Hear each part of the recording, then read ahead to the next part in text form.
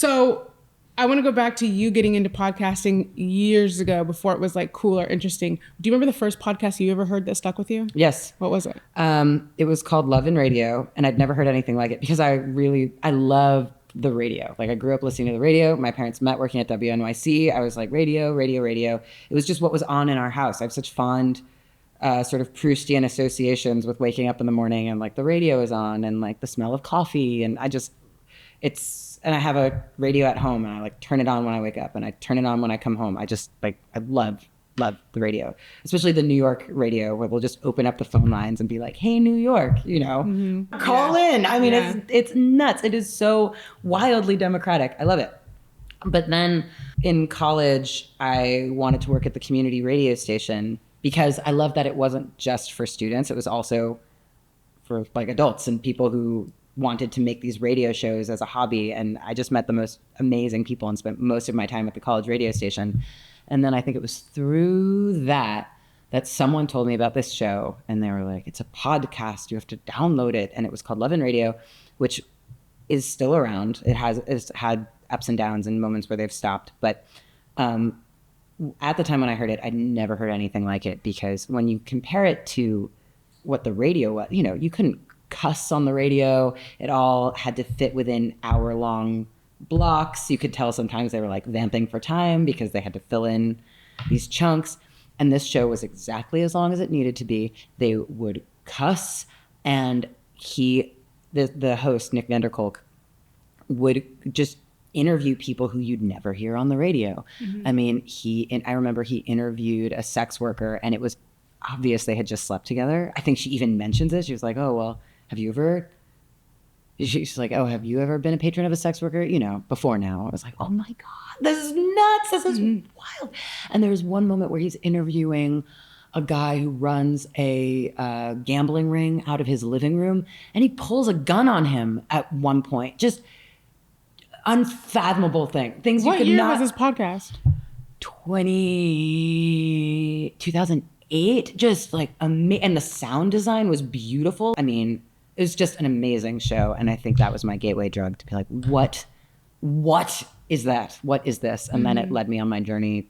There were 5 podcasts at the time. And I think that's how I... 5? Not 5. But it was a sort of thing where it felt like I was part of this, if you turn to someone and you're like, you're like, oh, you know what podcasts are? Or if you saw someone wearing a T-shirt that said 99% invisible on it, you'd be like, hey, you! Yeah. And you could talk...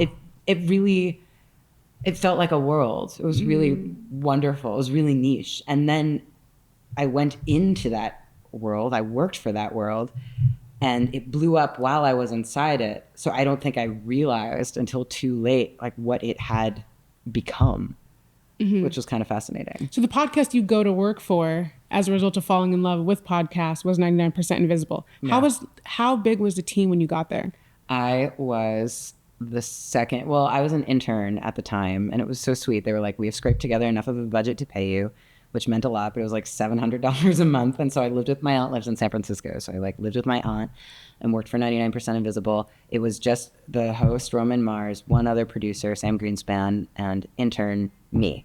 And we were in the corner of an architecture firm. And it was so funny because the architects were into our show, which was so small. We hadn't even gone weekly yet. It was like this kind of like Roman Mars, this mysterious man who lives in the East Bay and he like puts out episodes whenever he feels like it. He had this like aura and this mystique around him. And I loved his work and I idolized him. And clearly the architects did too. But I remember every time they would bring a supplier or someone would visit the office, they'd be like, this is the podcast 99% Invisible. Do you know them? And every single time without fail, they'd be like, nah. And it was so embarrassing. Like, oh my God, the architects like, the one thing that we do for this architecture firm, they give us this office space and we're supposed to make them look cool and it's not working. And the podcast is about architecture. Exactly. Yes. The podcast is about architecture and design. When did you realize it had blown up? Well, like there were inklings, like the staff started getting bigger, but I was on a trip in London and I got in a cab and the cab driver was listening to 99% Invisible. And I was like, whoa, that's my job. And then the cab driver turned and were like, are you Avery Trufelman? I was like, whoa. Also, it was really nice to start this kind of work in Oakland because there wasn't like a big media scene. It was actually perfect because there were two other big podcasts, Reveal and Snap Judgment, and we all like saw each other and like hung out with each other. But there wasn't like a media scene or a hierarchy. It was kind of hard to know what the rest of the world thought, which was great. It was a great place to come up. I don't know if I would have survived if I started in media in New York. It's way more hierarchical.